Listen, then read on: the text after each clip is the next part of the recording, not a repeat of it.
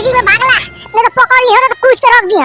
ए ए रुक रुक है रुक। ए ए कहां तनी रुक जा। ए तू काहे हमरा पीछे लगल बा? तो हार बता मोबाइल। तू भागा यहां से। जेकर बा उ तो उड़ाई ना कि तू तो उड़ाई बा।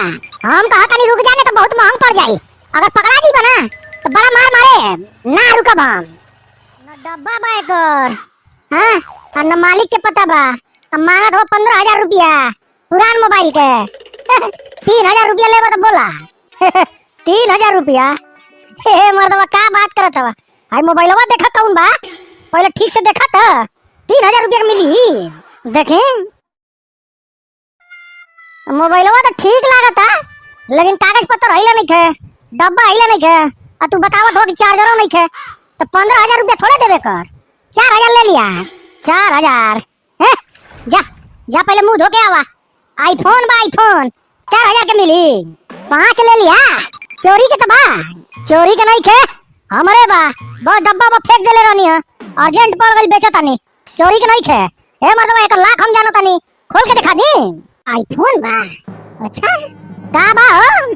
सेकंड हैंड मोबाइल बेचत हूं। पता ना चोरी के बा ये कहां से लेके आइल बना। 15,000 रुपया मांगता ना। कवन मोबाइल बा हो? आईफोन बा आईफोन। ए हो ये तो सही आईफोन बा हो। तो का हम मजाक करतानी का?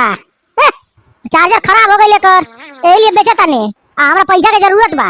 5,000 में देबो, 12,000 देबो, 5.5 लेबो, 11.5 देबो। हम ढेर मोल भाव ना करे। मछली थोड़े बेचतानी हम। 10.5 लोगी ओसे एको पैसा कम ना। तने हेने देखई बा ला तू देख ला। ए चाचा 6,000 रुपया लेबो ना हो पाई। हमको नहीं ना 10.5 से कम में ना दे। चाचा चाचा अब मोबाइल वाले के भागता। पकड़ा ले सरवा हमारा आईफोन लेके भाग गई। पकड़ा मर्दवा पकड़ा पकड़ा तो के 6,000 में दे दे। पकड़ा ओकरा के नहीं तो गई हमार पानी में। ए मर्दवा दौड़ावा ना हम दौड़ा ना पाए। 6,000 में दे देबो ना पक्का। ओकरा के पकड़ ला 6,000 रुपया में तोके दे दे। ए भैया पकड़ ला नहीं तो हमार ढेर नुकसान हो जाई।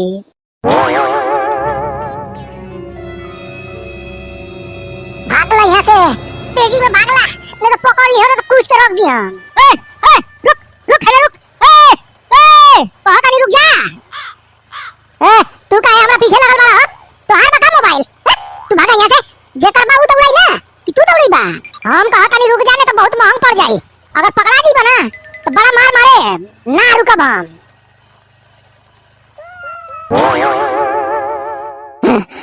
आई दादा सरवा हमार मोबाइल छीन के लेके भाग गईली। तो पता नहीं केने गइल। चली चाचा नहीं गइल बा हम देखने बानी। ना रुकबो अब ईटा चला के मार दे कपाट फूट जाई। हम ना रुके। हमारा से बच के भाग पईबा तू। हमरा से दौड़ के मामला में न हम अपन गांव में वर्ल्ड फेमस बानी। मोबाइल निकाल। तू काहे हमरा पीछे पड़ल बाड़ा? तो हार मोबाइल बता। हमार नहीं खे लेकिन 6,000 रुपया में सौदा फिक्स हो गई बा। निकाल जल्दी मोबाइल नहीं तो अब्बे लगा मारे।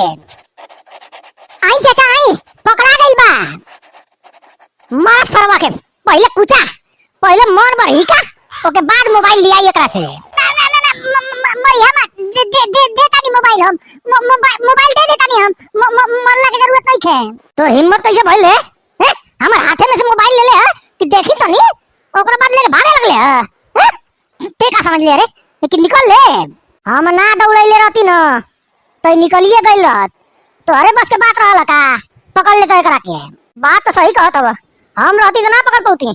तो यार धन्यवाद रखा अपन पॉकेट में। हमरा के मोबाइल दे दे 6,000 रुपया में। जबान के पक्का आदमी बनी हम। दे देनी तो के 6,000 रुपया में। निकाला पहले एकरा के मारा ओके बाद मोबाइल ले ला और 6,000 रुपया दे दा। चाचा तनी हटबो। बड़ा दिने के बाद चोर पकड़ाई बा। हाथवा हमार खजुआता। जा हाथे के खजुआत न ओकरा पीठ पर मुंह पर तोड़ दे के मिटा ला। गलती हो गई हमरा से। मारा मत मोबाइल वापस कर देना। मारा पहले उमेश के मन भर पीटा। मोबाइल कहां जाइयो और तो पकड़ा गई बा मार कस के। चोर कहीं का सरवा दिन दहाड़े मोबाइल लेके भागा था। दौड़ा देला हमरा के इतना तेज।